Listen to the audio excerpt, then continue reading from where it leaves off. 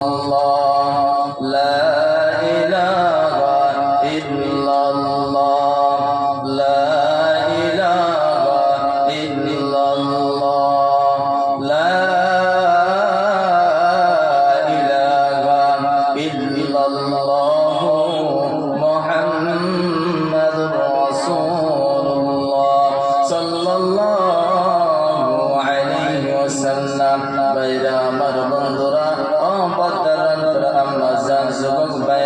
আমার মাওলার শানে একটু জিকির করো জিকির আমার মাওলার শানে একটু জিকির করো কেমনে জিকির করবা কিভাবে জিকির করবা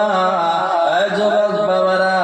আমার মাওলার শানে এরকম ভাবে জিকির করবা জিকির করার সময় যখন তোমার দিনটা কলবে গিয়ের মধ্যে যখন ধাক্কা খেয়ে যায় আমাদের উস্তাদ মুফতি তৈয়বুর রহমান দামাত বরকাতুহুম আলিয়া যিনি ত্রিপুরার জমিনে জমিয়ত উলামা হিন্দের সভাপতি উনি একবার আমাদেরকে শিখিয়ে দিয়েছেন রে বাবা কিভাবে তোমরা জিকির করবা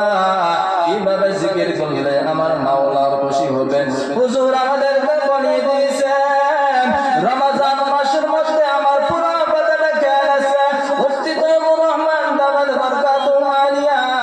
আমাদেরকে বলে দিয়েছেন রমজান মাসের শেষ দশকের মধ্যে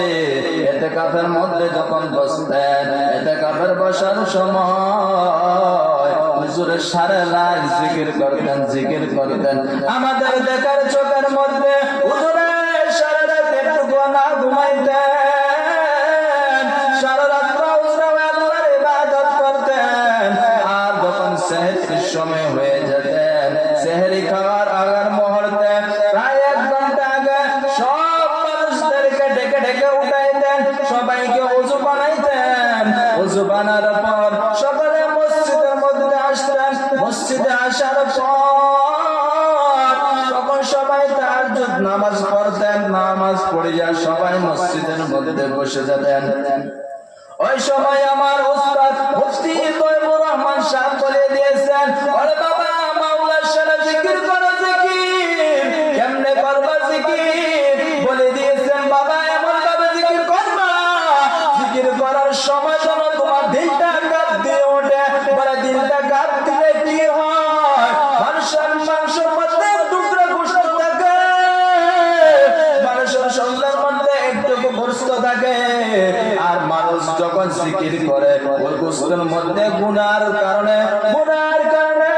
ওই গোশতটা কালো হয়ে যায় কালো রঙের হয়ে যায় আর যখন জিকির করে আস্তে আস্তে করে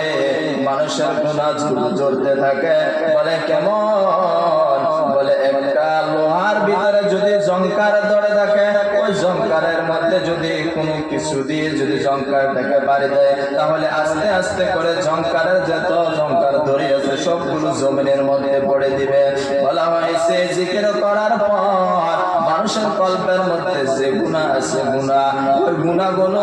জিকিরের পরিবর্তে সমস্ত গুনাহগুলো পড়ে যায় এই যুবক ভাইরা ও মুরব্বি বাবারা